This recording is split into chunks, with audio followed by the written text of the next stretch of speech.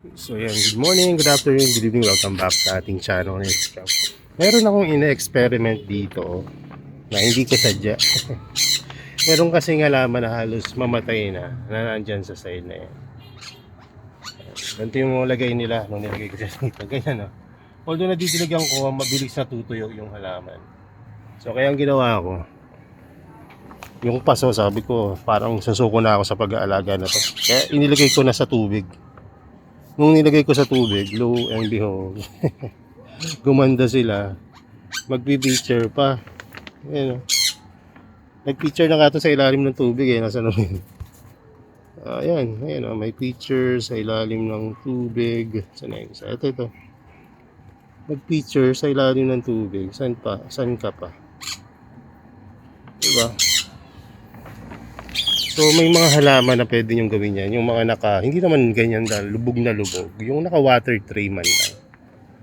May mga halaman na ganyan. Tulad ng Amphilaria. Kasi ito Amphilaria, ano yata to, hybrid eh. Parang Hookeriana to.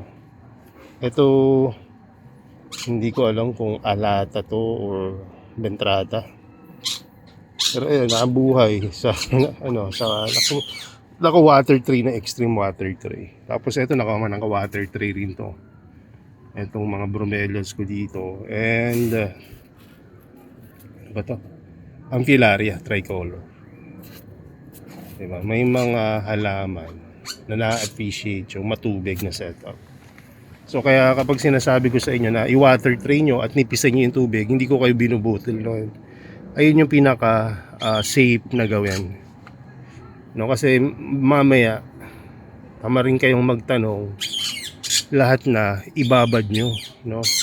May mga ibang halaman na ayaw nilang ganyan na babad kasi nabubulok sila. Lalo na yung mga halaman na katatanim pa lang, ibababad ba? Sigurado, mag-root rot yun. Kasi bakit? May mga sugat pa yun. Ano ba? Kung cuttings yan or newly potted. So hindi siya maka-establish agad ng root system kung babad na babad sa tubig. Tapos, alam niyo ba kung gaano kataas yung TDS na ito? Tingnan nyo ha. Huwag niyong gagayahin to. Kung baga, pinapakita ko lang sa inyo kung gaano katibay yung ating mga carnivorous plant.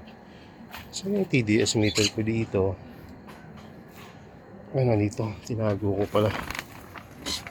So yan, tingnan natin gaano kataas yung TDS level. TDS means total dissolved solid, o yung minerals na contain ng water. So ito ay nasa 4T. So hindi naman ganun kataas. So okay pa. Tingnan natin dito. Ito naman ay nasa 37. So hindi nga ganun kataas. So make sure kapag magwa-water tray kayo, low minerals pa rin. Kasi pag yan mataas, tragedy talaga mangyari sa inyo. Disgrasya kasi ayun yung kung bakit nangingitim mga halaga nyo.